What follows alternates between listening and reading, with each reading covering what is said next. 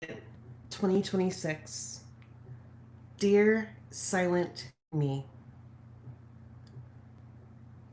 have you ever thought that it would be easier to make moves, make plans, follow through with them if nobody knew about them? The idea or the plan would just work better with the least amount of people knowing. So, with everything going on, I find that I've been very quiet about the details of things. I have told very few people what the job entails, where it has me going. My parents don't know, despite that being one of the main factors. I haven't told people when I plan on making the changes, how I'm planning on making the changes. They're in my head. I know how I want it to happen. I have a plan and I know how I want to execute it. And I just feel like the more people who know, the more I'm going to falter in it. I think people have already counted me out and expect me to fail and give up and turn around.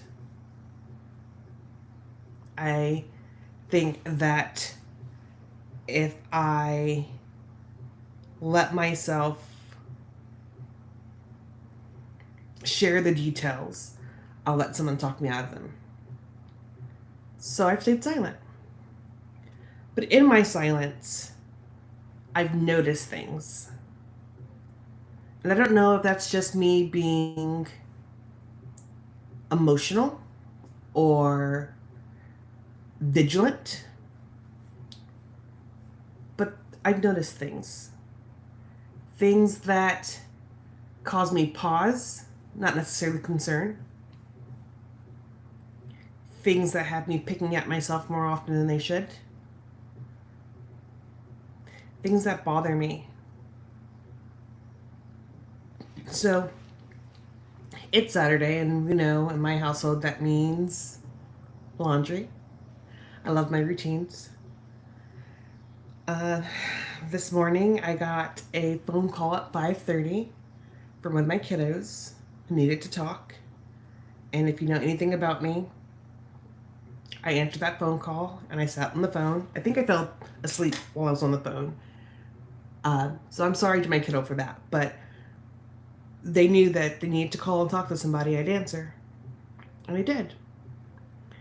And we were on the phone for quite some time. I asked my husband to get me a donut the night before. I called it an emotional support donut because last night was hard. Yesterday's podcast was hard. And then I got off my podcast and I distracted. And then it got harder. And it was harder to distract from it. So when it was all said and done last night, I asked for an emotional support donut. My husband said, sure, we could talk about what was going on when he was done working. And this morning, by the time he got done playing poker and went and got me a donut, I was on the phone with one of the kids. And so he came in and listened to me talk to them, and then he just kind of went to bed. We did have some things I need to take care of today, and I knew that he probably wanted to sleep. So I suggested that we push that back to tomorrow so that he could get the sleep that he needed. He said okay, and he set his alarm, and that was kind of it. He went to bed, and at some point I went back to bed. And then when I did get up, it was probably 10ish, 11ish, and I was ready to go. I finally felt recharged enough to get up, get moving. And so I did. Got up, went to the bathroom, started planning how I was wanting my day to go, and then my husband asked me if I was okay. And yeah, I am okay. I think he was just waiting for the bathroom, so he gets up and he goes to the bathroom, and then out of nowhere he closes the door. And while typically that act in and of itself would not bother me, today it made me emotional. And I was like, well, why'd you close the door? Why'd you let into privacy? But you're just going to the bathroom. Like, I don't understand. And then I did that thing that you guys know that I do. It's where I ask questions that I shouldn't ask. And I said, am I bothering you? And he said, yeah. I said, oh. And I walked away to give him his privacy. And then when he was done, I went and took my shower. And a good portion of my shower I spent just feeling angry and upset because my husband considers me trying to interact with him, bothering him. And I realized how ridiculous that sounds. I recognized instantly he has the right to ask for privacy without it being a slight to me. But for some reason, this morning, that's how it felt. And so I continued my shower and I washed my hair and did a whole process and calmed myself down. It's not that big of a deal. You're probably making this into nothing. Great. So then me and the dogs go out to the living room and we hang out and we do our breakfast. My dogs and I have a Saturday routine where we do big breakfasts together and we just kind of chill until my husband gets up around 3-ish, 4-ish. But again, the day still feels like off. Something feels wrong. It's almost as if I am looking for a reason to be upset, although I do not want a reason to be upset. But there's just little things that get to me, that are bugging me. And instead of brushing them off, I am dwelling on them. Example. It is football season in my household. My husband is a huge Chiefs fan, has been since he was a little kid. And it used to be that he was very adamant about me watching with him. Oh my gosh, you have to watch with me, you have to watch with me, you have to watch with me. And I'm not the hugest football fan, like I'm okay with it, but it's not my go-to sport. But it was nice having him ask me to join him. So for the longest time, I teased about it and was like, well, if we had a nice spread of food, I'd be there. And that was the joke. And then this year, he hasn't seemed to care whether or not that I'm there or not. And so I asked him about it today. Like, hey, the game today. And he's like, yeah, I plan on watching it. And I said, okay, are we going to have any kind of food there? Well, no, we just have leftovers. And I'm just like, well, but the deal has always been that, like, if I'm going to watch the game with you, we're going to have a nice spread. Oh, yeah, well, I was just thinking this and this, that. And I said, okay. And then I'm like, well, if you're going to go to the store, because that's what he had come to ask me about, can I just go with you?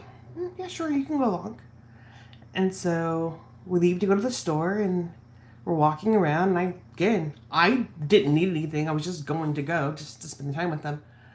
And just again, things seemed prickly.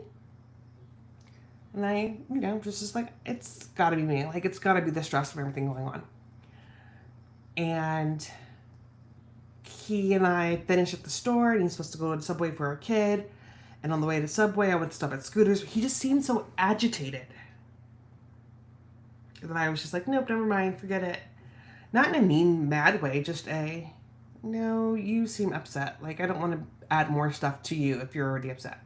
He's like, well, I'm frustrated. And I said, okay, and I understand that. So no, I'll just skip the portion of my stuff that I wanted to do, which was grab a drink and get tacos. And he's like, are you okay? You seem kind of anxious. And I'm a bit anxious at this point. And he's like, I'm sorry that I made you anxious. I'm like, you're upset and you seem angry and you're snappy and it's just, I'm not in the headspace to deal with that. And he's like, do you want to go home? And I was like, yeah, I'd just like to go home. It's fine. And so we make plans and we go home. And We get home and the plans changed again because we weren't able to get the subway while we were out. And I suggested, like, hey, you seem to be calmer now. Would you like to try again? So he says yes. And we try again. And this time it goes off much better. We get to the places that we need to get to, we get through, but he still feels distant. I don't know how else to describe it. And so I am just kind of waiting for this moment where, like, we tell a joke and we laugh and we interact with each other, where we enjoy interacting with each other. And it doesn't come. We get back home and I eat my lunch, and he's not really interested in eating at the time, so he doesn't. And he takes care of a few things and he comes back out and he calls his son and he's on the phone with him. And at that point, he's not really interacting with me, so I come back to my office. And the joke has been all day long, like, oh, during during the football game, I'm gonna go take a nap. Joking, because again, the idea is like, oh my gosh, I don't want to watch the game, and it's like, oh my gosh, I want you to come join me. It's been our running joke for a long time. The game started almost an hour ago, and I went out to the living room to kind of see what was going on, and he's laid there with his headphones in his ear and the game playing on his phone and pillow between his legs, and doesn't notice I walked into the room. And I wait. And I wait. And the dogs kind of like nudge at him. And they look at me. And he's just out. I'm guessing he was like half asleep or asleep. And so I come back to my office and I sit down, and again, it's this dreading feeling. It's this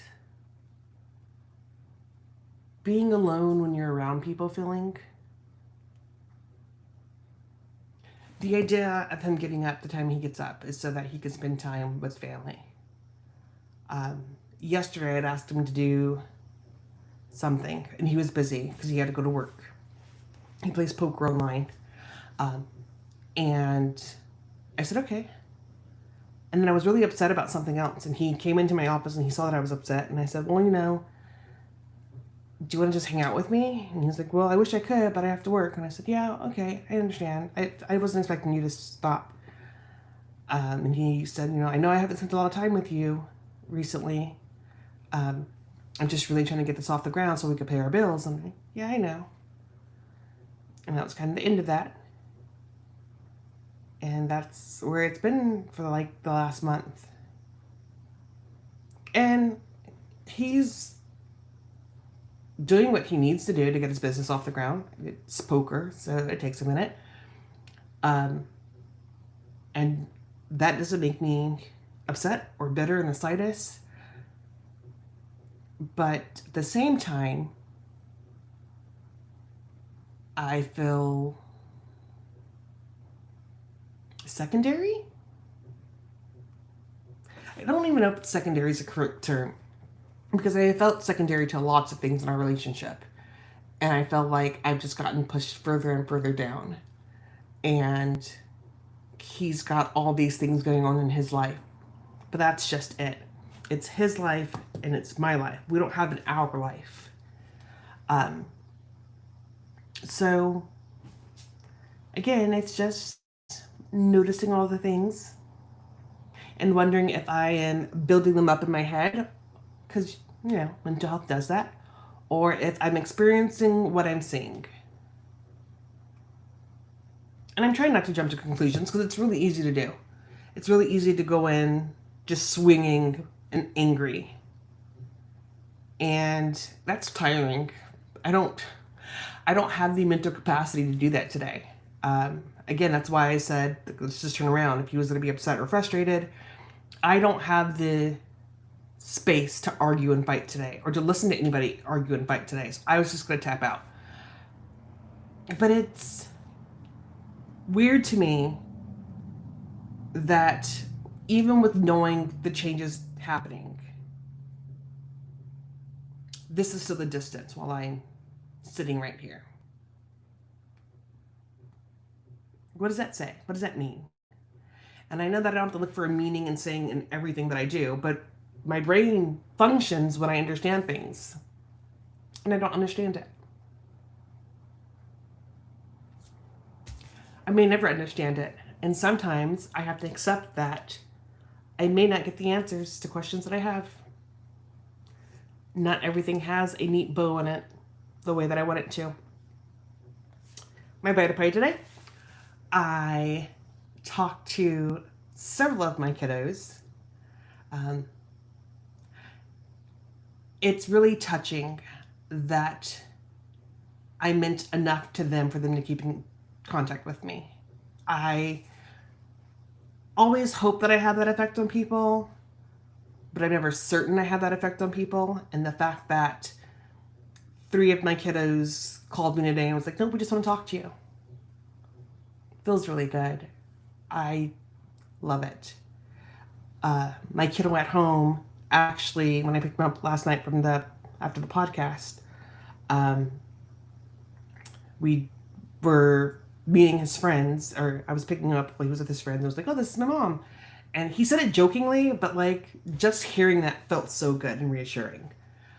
So my bite of pie have been my kiddos. Like the interactions with them have been top notch in the last 24 hours. And I mean, I got my laundry done, which to others isn't that big of a deal, but for me, there's something satisfying about finishing my laundry and putting it all away. Yes, it's weird. I get that. I just like doing laundry. It's one of those OCD Virgo things that I will never understand, but I will always like to do. That's my bite of pie today. I'm realizing that not everything comes in a tiny little box, gift wrapped with bows on top of it. I don't always have the answers to everything that I want to have answers to. Such is life. I hope that your day is going great. It's pretty sunny here. It was raining earlier. I love the rain. I'm kind of sad that the sun's out now, but I'll take it. And I hope that wherever you are, you're not just staying silent, that you're letting people see you. You're not hiding away. Because while I'm not hiding, I know that what I'm doing also isn't the healthiest. I just don't know where to go from there. So instead of just staying completely silent, I share my journal. And for those who listen to my journal, they know what I'm doing. They hear me. They see me. They love me and care. And for those of you who don't know me personally and still show up, I appreciate you a lot. It's nice to know that there are people out there who understand that they're going through similar things. I hate that you guys are suffering through some of the mental angst that I'm going through, but I'm thankful that we're not alone. So just remember, today is another page in the story. It doesn't have to be perfect. It just has to be written. And before you close your journal tonight, ask yourself, what was your bite of pie today? Until tomorrow, love you.